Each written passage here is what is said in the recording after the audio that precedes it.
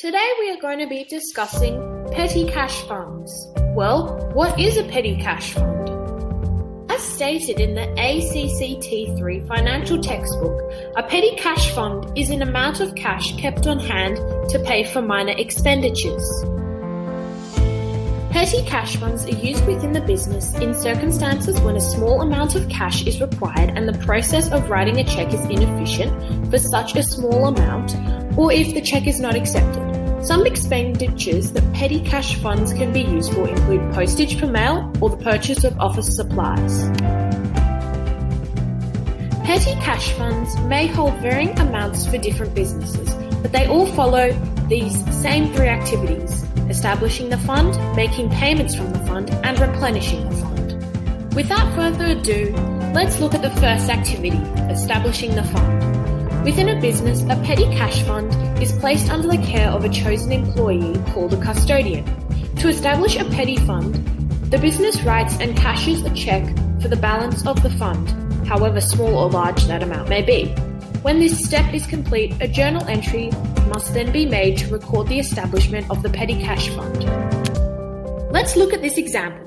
As we can see from this journal entry, petty cash is debited by $100 and cash is credited by $100. This is showing us that the petty cash fund increases by $100 and that cash decreases by $100. Remember, this cash still exists within the business, so there's no overall change in total assets from this transaction, as the cash has only been designated to the petty cash fund.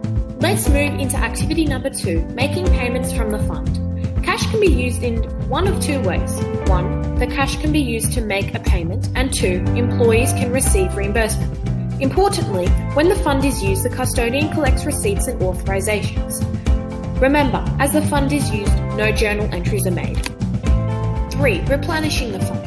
The fund must be replenished as it's used. To do this, the leftover cash is counted and a check is written and cashed to take the fund back to its original balance. Receipts are used as documentation when recording expenses for the fund. In this example report, the fund needs to be replenished by $85 to reach its original balance. Next, the business writes and cashes a check for $85 to replenish the fund so a journal entry is recorded. The 3 expense accounts related to the petty cash fund are debited and the cash account for the check amount is credited. Sometimes, during replenishment, the receipts don't always total the amount of cash needed for the original amount. The dollar difference is attributed to a temporary account called cash over and short, either having a credit or debit balance. With the credit balance, expenses will be decreased, and with the debit balance, expenses will be increased. In summary, 3 activities are included in petty cash funds: establishment, making payments, and finally, replenishment. Thank you for watching.